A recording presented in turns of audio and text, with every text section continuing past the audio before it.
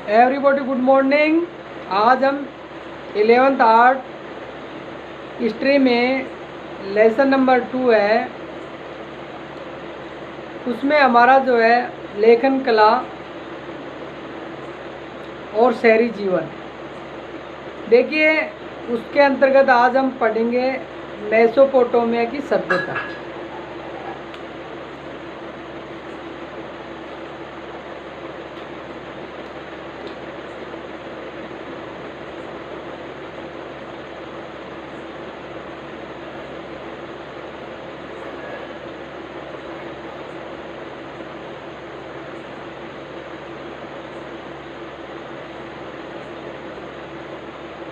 देखिए, ये मेसोपोटामिया की जो सभ्यता है ये क्यों पढ़ रहे हैं।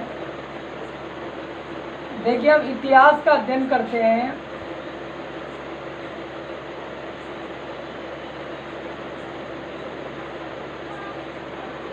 तो इसमें देखिए हमें सिंधु घाटी सभ्यता,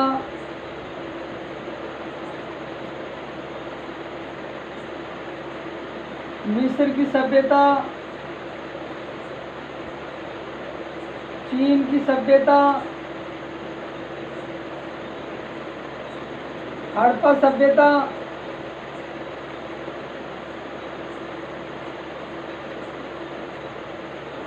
भारत की कुछ सभ्यता, इन सब सभ्यताओं से हमें प्राचीन काल, आदिकाल की समस्त जानकारियाँ प्राप्त होती हैं। जैसे भाई लेखन की बात कर रहे हैं हम, लेखन कला और शहरी जीवन। अब शहरी जीवन की जहाँ बात आती है वहाँ मेसोपोटामिया सभ्यता का नाम आता है, क्योंकि सबसे पहले शहरी सभ्यता, इसी सभ्यता को शहरी सभ्यता भी कहा जाता है। क्योंकि शहर की सभ्यता का हम अध्ययन करेंगे तो मेसोपोटामिया की सभ्यता का ज़रूर अध्ययन करेंगे, क्योंकि इसकी बनावट, इसकी व्यवस्थाएं, इसका स्ट्रक्चर जो है इस प्रकार का है कि शहरी सभ्यता को प्रदर्शित करता है। तो देखिए, यहाँ हम इन सभ्यताओं से बात करते हैं तो लेखन कला की और शहरी जीवन की नहीं, सड़कों का निर्माण किस प्रकार से है, शिक्षा कैसी थी वहाँ, पशुपालन कैसा था, परिवहन के लिए क्या साधन थे, खनिज संपदा कैसी है, और बहुत सारी जानकारियां हम प्राप्त करते हैं। इसी क्रम में जो है हम आज जो पढ़ रहे हैं वो मेसोपोटामिया की सभ्यता पढ़ रहे हैं, और मेसोपोटामिया की सभ्यता की मुख्य जो चीज़ें हैं उनके बारे में हम अध्ययन कर रहे हैं। तो देखिए, इस सभ्यता का जो इम्पोर्टेंट विशेषताएं हैं, खूबियाँ हैं। देखिए, सबसे पहले इस सभ्यता की बात करें तो हम शहरी जीवन यहीं से प्रारंभ होता है।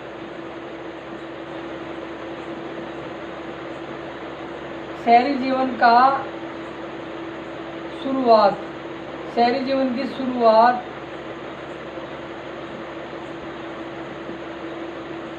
शहरी जीवन की शुरुआत यहीं से हुई है।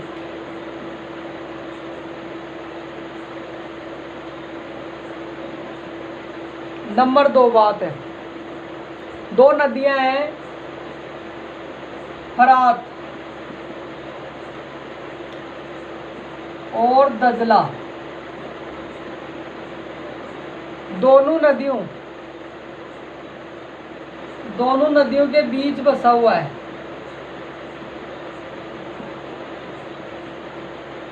बीच बसी हुई सभ्यता है।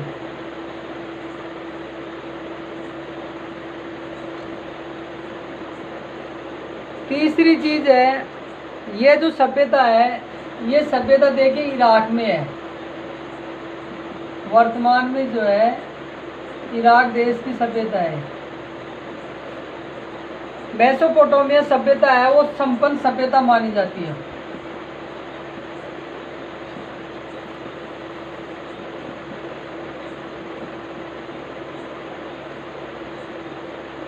संपन्न और विकसित।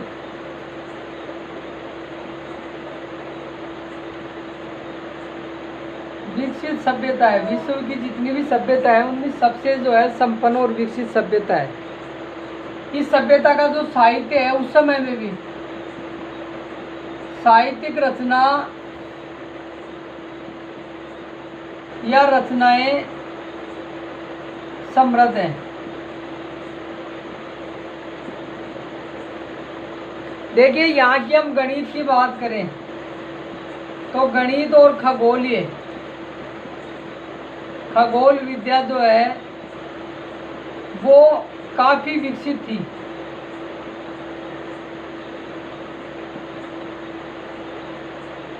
इस सभ्यता की अच्छी थी। अब ये चीजें सब अच्छी थी तो यहाँ का लेखन भी जो है, लेखन कला सुदृढ़, लेखन कला भी क्या थी, सुदृढ़ थी। अब देखिए इसका हम भौगोलिक देखें भाई, इसका भौगोलिक स्ट्रक्चर क्या है भूगोल की दृष्टि से भाई ये सभ्यता। तो देखिए भूगोल की दृष्टि से हम देखते हैं तो कुछ एंगल ले लेते हैं भाई। ये जैसे नॉर्थ हो गया, साउथ हो गया, वेस्ट हो गया, ईस्ट हो गया। अब ये जो क्षेत्र है इस क्षेत्र के अनुसार यानी ये सभ्यता है, इसमें किस कहाँ कौन से मैदान हैं, कहाँ घास के मैदान है, कहाँ रेतीला रेगिस्तान है, कहाँ नदियाँ बहती हैं, कहाँ पशुपालन किया जाता है। तो इसका हम भूगोल के अंतर्गत अध्ययन करेंगे, भौगोलिक परिस्थितियों में।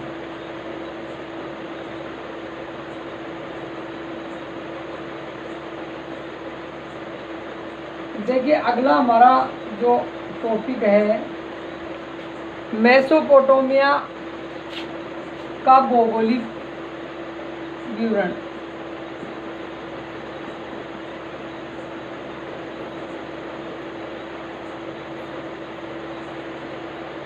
मेसोपोटामिया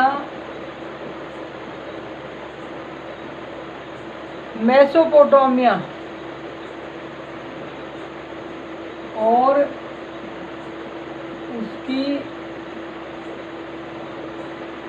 भौगोलिक रचनाएं।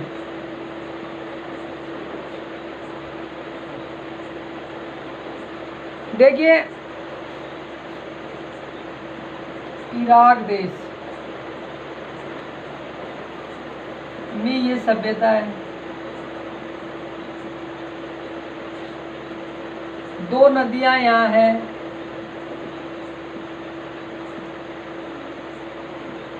दजला। अब देखिए पर्वत श्रृंखलाएं,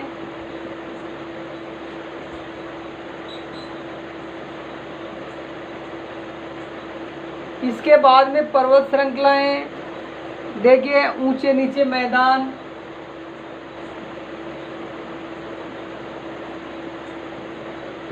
मैदानी भाग है, स्टेपी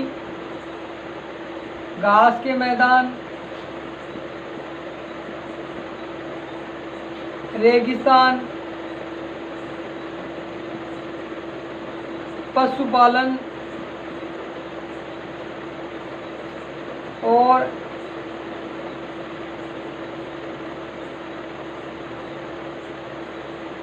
आत्मनिर्भरता।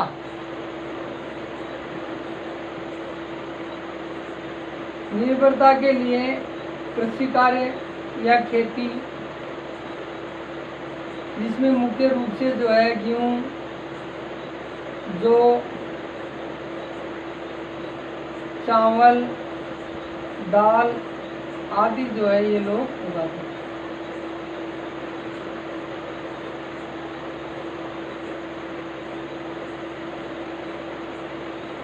जंगली जो है फल फूल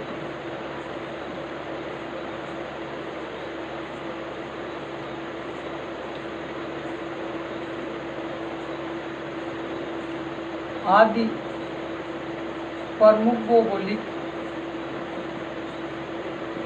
विशेषताएं जो है इस प्रदेश की, वो इस सभ्यता की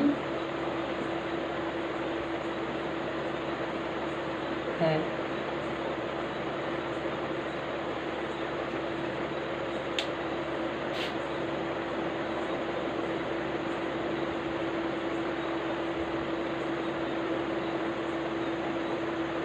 देखिए यहाँ के शहरीकरण के बारे में हम देखते हैं।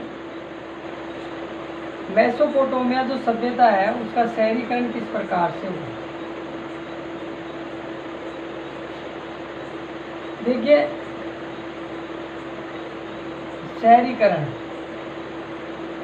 देखिए लोग क्या है, परिवार, समूह, गांव और फिर शहर, इस तरह से जो है इनका निर्माण होता है। अब देखिए नगरों में लोग बड़ी संख्या में नहीं रहते हैं। जो नगर होते हैं, नगरों में लोग बड़ी संख्या में, पर शहर में क्या है, लोग शहरों में बड़ी संख्या में रहते हैं।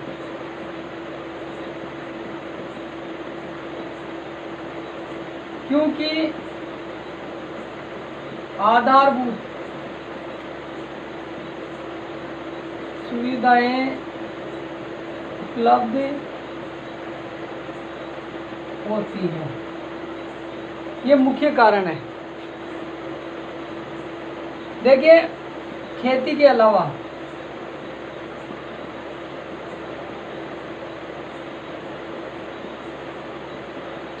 रोजगार भी उपलब्ध होता है।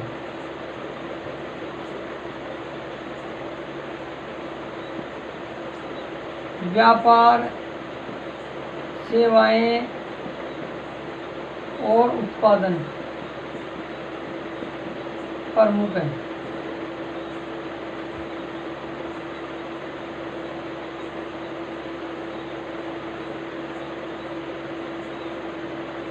देखिए नगर या शहरों के लोग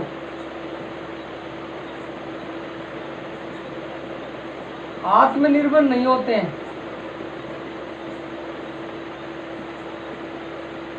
आत्मनिर्भर तो गांव के लोग होते हैं।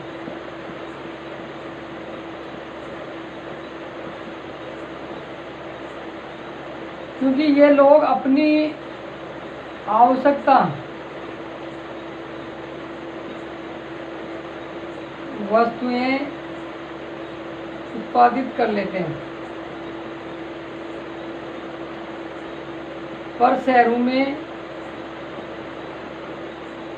लोग नहीं कर पाते हैं।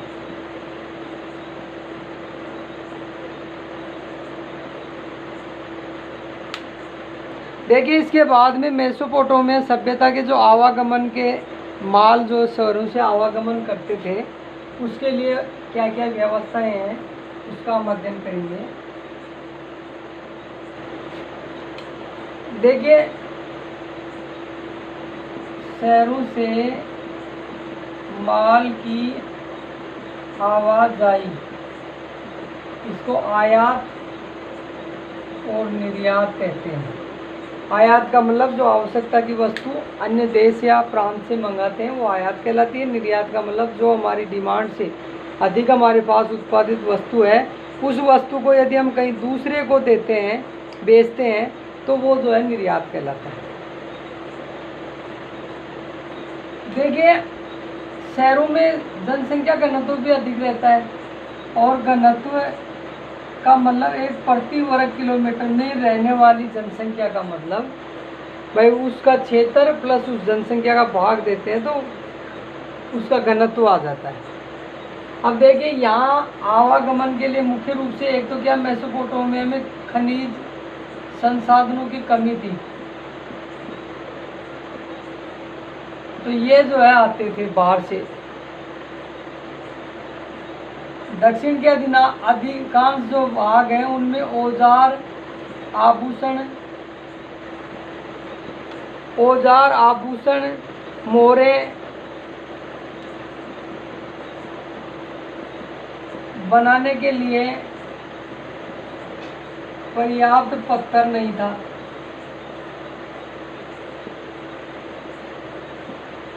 ये भी जो है बाहर से मंगाया जाता था। गहने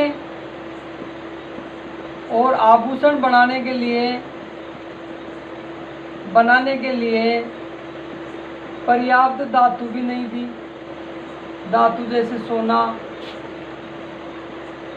चांदी, ये भी जो है एक स्थान से दूसरे स्थान पर परिवहन का मुख्य साधन, मुख्य मार्ग जल मार्ग था। ये सबसे सस्ता साधन है परिवहन का, जिसका उपयोग करके जो है साधनों से एक स्थान से दूसरे स्थान पर सामान के आवागमन किया करते।